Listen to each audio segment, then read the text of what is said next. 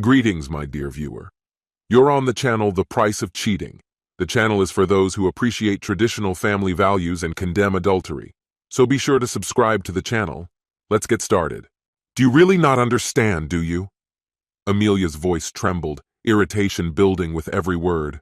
Oh, I understand everything perfectly, James responded sharply, his gaze locked on her eyes. I just don't agree. If you truly loved me, James, you would support me in this, she insisted. This is just physical. It won't affect our marriage. In fact, it might even improve it. His voice was firm. And yet, you're only telling me this now, Amelia. Does this seem like an improvement to you? His disbelief hung in the air.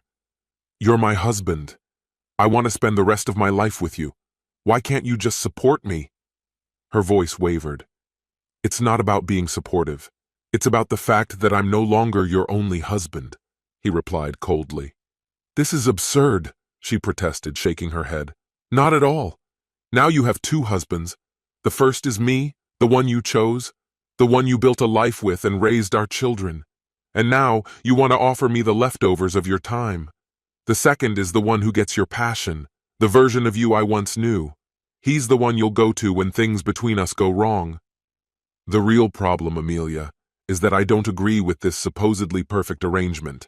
I don't recall including your lover in our vows. His words cut deeper than his tone let on. You're exaggerating.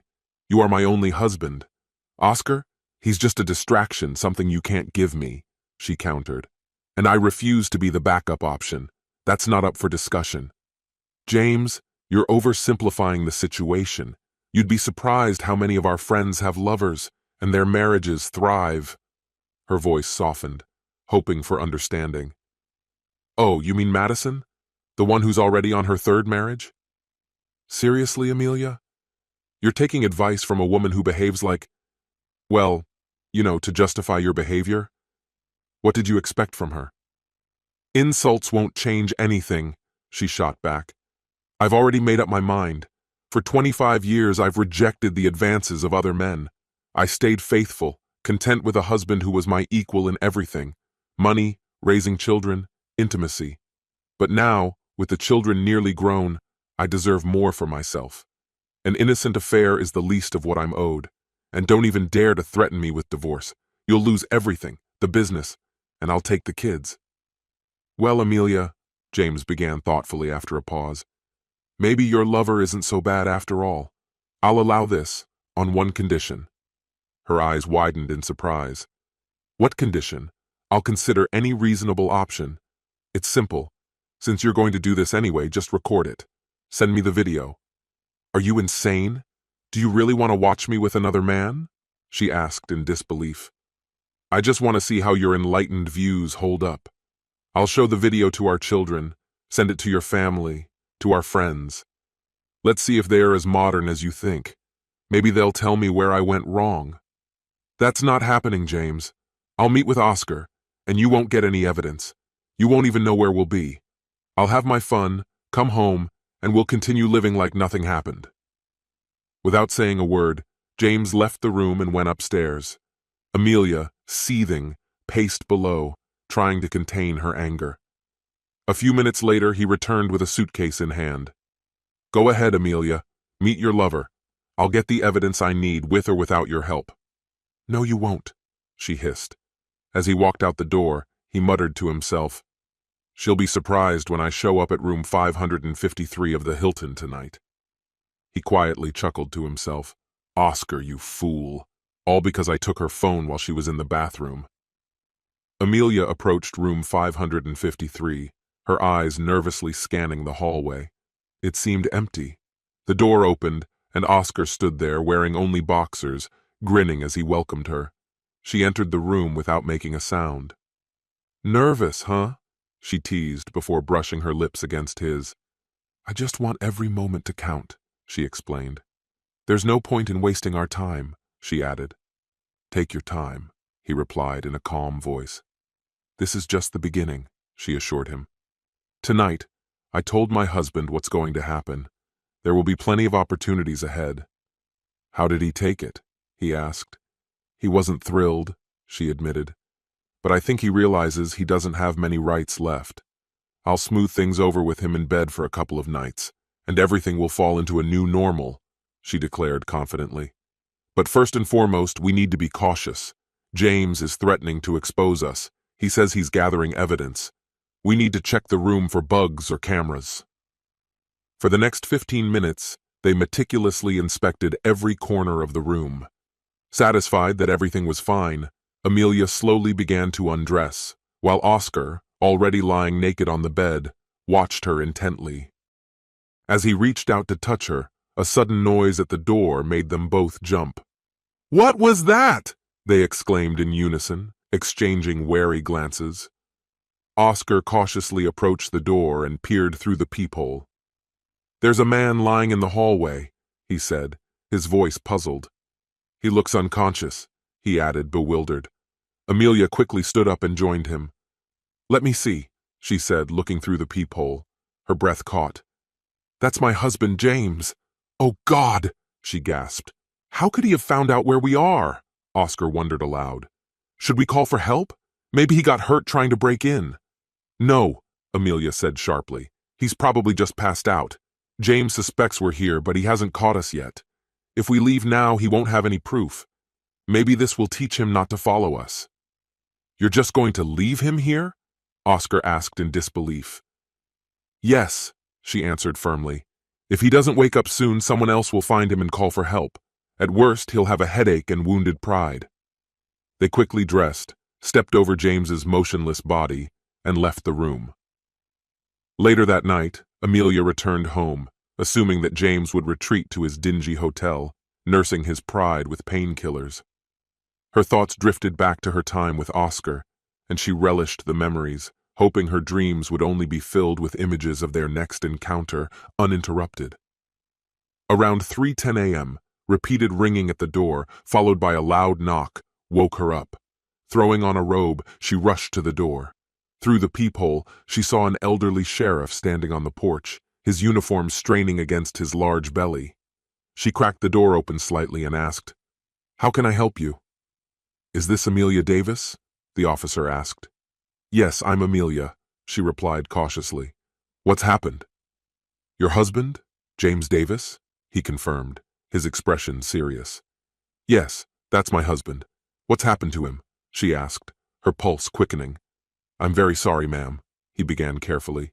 "Your husband has passed away." "What? Dead? That can't be!" she exclaimed, her voice trembling, her eyes filling with tears. "How did it happen?" Her voice broke as she started to cry. "God, how I hate delivering this kind of news," the sheriff muttered under his breath. "I'm too old for this. Only a few months until retirement, and I still have to deal with this." He sighed heavily before continuing. "I'm very sorry for your loss, ma'am, but I need to ask you a few questions. Your husband was found dead shortly before midnight in the hallway across from room 553 at the Hilton Hotel. I'm afraid it will be some time before you're allowed to see the body. The autopsy is being conducted right now." "Autopsy?" "Yes. When there's suspicion of a crime, the law requires it." "A crime?" "Exactly. People don't usually end up in a pool of their own blood for no reason." "Blood? But I didn't see any blood." At that moment, Amelia realized her mistake. "That comment suggests you knew about the attack on your husband despite claiming you had no involvement. We had nothing to do with it. He just slammed into the door and fell." "And by we, you mean yourself and Oscar Garcia?" "Yes. We were in room 553 having a meeting when James tried to break in. He misunderstood the situation, thinking something inappropriate was happening. I'm not here to judge your personal life. It doesn't matter what kind of meeting you were having with Mr. Garcia. Mr. Garcia, who booked room 553, has already been questioned. He admitted that your meeting was of an intimate nature and said that you led him to believe your husband was aware of it and accepted it. Obviously, he was mistaken. Are you planning to arrest me? Not at this moment. I could detain you for leaving your husband in the hallway to die, but I truly believe you thought he simply lost consciousness. There was no visible blood, and you assumed it was just a severe headache. Let's move on. Though charges may be filed for failing to report someone in distress, for now, you're free to go. However, You and Mr. Garcia remain persons of interest in the ongoing investigation of Mr. Davis's death. Don't leave town. I'm sure we'll need to question you again once the autopsy report comes in. You should consider hiring a lawyer in case this escalates into something more serious." That night, Amelia couldn't sleep. She kept trying to reach Oscar, but each time her calls went to voicemail. By Saturday morning, she had stopped trying. She brewed a pot of coffee, then realized she had made too much, an old habit from when she used to make coffee for both herself and James. At that moment, it hit her, a sharp wave of loneliness, the emptiness left by her husband's absence. The realization that she would now have to run the household alone, raise the children by herself, crushed her. In addition to organizing the funeral, she would have to manage the finances, deal with the insurance, and face the numerous legal issues that were bound to come up. How would she cope as a single mother? And what if she and Oscar were accused of murder? Even though they hadn't killed him, innocent people were often convicted. By leaving him there without help, hadn't they signed their own sentence? These thoughts brought another wave of tears. She glanced at the clock. It was almost 10 a.m. There were still 3 hours before the children would return from their weekend with their aunt. James's sister, Jessica, who had 2 children around the same age as hers, was like a second mother to them. The cousins bickered constantly, but never wanted to be apart. Amelia couldn't stop thinking, how would she break the news to them? The bitter truth would shatter their hearts and might even make them hate her. How could she look Jessica in the eye? And what about James's parents? Her own parents? What would they all say when they found out she had left him there, helpless? Why had she destroyed her marriage for such an empty affair? It was noon, and the children still hadn't returned. She suspected that James's parents had been notified and had told Jessica the news. She could only hope they didn't know about her involvement. Maybe Jessica had already spoken with the children. Why didn't they contact her? How could her own children remain silent at such a heart-wrenching moment? Did they find out the truth about her affair with Oscar, or the fact that they had left him to die that night? When the clock struck 2 p.m. and there was still no word from her children or her sister-in-law's family, Amelia decided to pick up the phone and call. "Hello?" a familiar voice answered. It was Jessica, James's sister. "Jessica, it's Amelia. Have you heard?" "You've got the nerve to call me," Jessica interrupted, her voice icy. "Yes, I've heard. I know about James's death and about your betrayal. I might have been able to forgive the affair," she continued, her voice growing colder with each word. "But leaving him there, bleeding out, without even trying to save him? What kind of monster does that? The children know the truth. They know you left him to die. They don't want to see you, now or perhaps ever. They're staying with me until they decide for themselves, or until the court forces me to return them. Frankly, I hope you're in prison by then." Amelia stammered, struggling to find words. "How could you even know what happened?" she managed to ask. Jessica's response was sharp. "I'm married to the sheriff, remember? Did you forget that along with your vows?" Before Amelia could respond, the call was cut off. She tried calling Oscar, dialing his number over and over, but every attempt was futile. She was utterly and completely alone.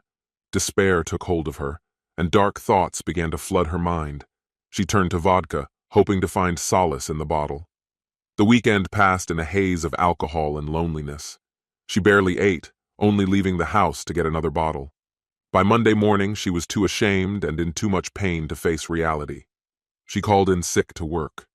No one at the office seemed to know about James's death. The responses she received were indifferent, empty phrases like, "Hope you feel better soon." Amelia scoffed bitterly. Feel better soon? How could she feel better when her world was falling apart, and it was all her fault? A little after noon, the doorbell rang, and her heart froze in panic. It had to be the police, coming to question her. But when she opened the door, it was just a delivery driver with a package. "Are you Amelia Davis?" he asked. "Yes, that's me," she answered, her voice trembling. "Sorry, ma'am, but I need to see some ID. I can't hand over the package without confirming your identity," the young man explained, awkwardly shifting from foot to foot. Amelia grabbed her purse, pulled out her driver's license, and showed it to him. He smiled, handed her the package, and with forced politeness said, "It's been delivered. Have a nice day." Her hands were shaking as she tore open the envelope. Inside were documents, divorce papers. At first, she thought James had filed for divorce before his death, but then her eyes landed on another envelope, addressed to her in her husband's familiar handwriting. The letter began simply, "Amelia, I'm sorry to interrupt your mourning, but I'm not dead." Her heart stopped. "I hope guilt and shame weigh on you for what you did with Oscar, and for what you thought happened to me. Things didn't go exactly as I planned, but it turned out even better than I could have hoped. Maybe I'm being a bit spiteful, but can you blame me? Your clueless lover sent you all the details of your affair. I saw his message when you left your phone behind, as usual, rushing to the bathroom. That's how I knew exactly where to find you. My plan was simple. I was going to burst into the room, take a few pictures of you and Oscar, and send them to everyone. Our children, my family, your boss, your colleagues. After that, I planned to divorce you, no matter what it cost me. But apparently hotel doors are much sturdier than they are in the movies. I cracked my head open and passed out instead. There was no blood on the floor, despite what you might have imagined. I decided to add a bit of drama to make you picture it that way. When I finally came to my senses, it was clear that both of you had already fled, likely thinking that my plan to humiliate you had failed. I'm not sure if it was the blow to my head or a flash of brilliance, but a brilliant plan started to form in my mind. I immediately called my brother-in-law, the sheriff, and pitched him an idea. Although he couldn't officially involve his team, he did me a favor by connecting me with a retired officer. For a reasonable fee, this guy learned the script I gave him, put on his old uniform, and went straight to you. While he distracted you, I headed to Oscar's place, taking my trusty gun with me. After a brief conversation, I convinced him to have a chat with you. A little pressure, and he spilled everything, your affair, the plans you were making together. And lucky me, I recorded the whole confession. By the way, don't expect to hear from Oscar anytime soon. He won't contact you until the divorce is finalized, if he even has the courage to do so at all. By then, let's just say his injuries should be healed. My sister was completely on my side regarding revenge, and she played her part like a true professional. She made up a story for the kids, claiming they needed to go on a short vacation so they wouldn't hear all this drama. Don't worry, none of them know about my supposed death or your villainous role. But make no mistake, if you don't tell them the truth about why we're divorcing, I will, and I'll make sure they know the whole story. I haven't decided yet whether to show them the recording, but that option is still on the table if they start asking questions. Yes, Amelia, we're getting divorced. No, you won't walk away with the whole package. Oscar's confession is more than enough to make people question your actions and your so-called modern views. So if you're not interested in having Oscar's account of your affair become public knowledge, you'll agree to a fair division of assets.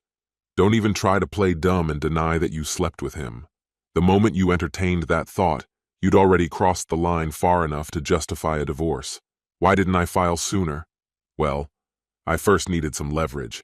After my attempts to hack your phone and get those photos failed, I realized I needed to get creative. So I staged a little scene with you as the star to gain the upper hand. And another reason? Pure revenge. I wanted you to feel at least a fraction of the agony I felt when you ripped my heart out. It seems I exceeded all my expectations. Amelia, you were everything to me. You asked for something I could never give, to share you with another man. Now you understand that, don't you? You got caught, and you've already faced some consequences. Do yourself a favor, sign the divorce papers. Your soon-to-be ex-husband, but never your fool, James.